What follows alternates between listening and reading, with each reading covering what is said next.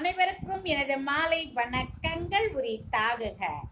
நான் பிஜேபி பத்மினி நரசிம்மன் பேசுகிறேன், டி நகர் தொகுதியிலிருந்து. மக்களே, நாம் பயணம் செய்வதற்கு ஆகாய விமானம், கப்பல், ரயில்வே, பேருந்து அனைத்தும் உபயோகப்படுத்துகிறோம். இப்பொழுது நான் பேசக்கூடிய தலைப்பு ரயில்வே துறை.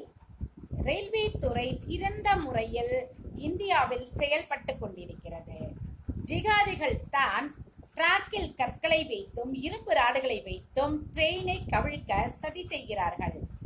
அவர்களை கண்டுபிடித்து தட்டி கேட்டால் மனநோயாளிகள் போல நடந்து கொள்கிறார்கள்.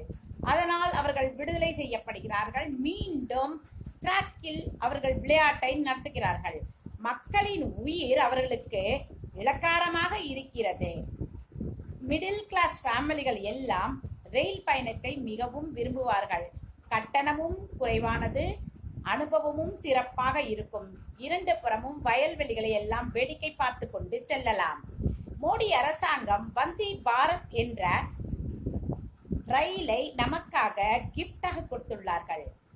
எக்மோரில் இருந்து நாகர்கோவிலுக்கும் பெங்களூர் சர்வீஸ் ஒன்றும் கொடுத்திருக்கிறார்கள். 2 ரயில்களை நமக்காக மோடிஜி அர்ப்பணித்துள்ளார். அந்த ட்ரெயின் எல்லாம் பார்ப்பதற்கே பளபள என்று இருக்கும்.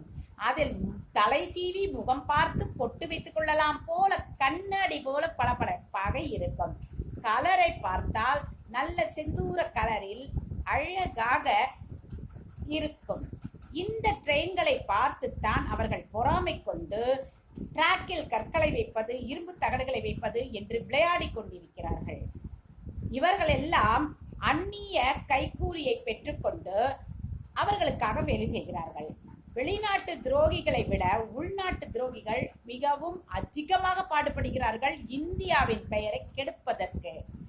நாம் அனைவரும் ஒற்றுமையாக இருந்து பாரத தேசத்திற்கு துணை நிற்போம் மக்களே. பாரத் மாதா கி ஜெய். நன்றி, வணக்கம் மக்களே.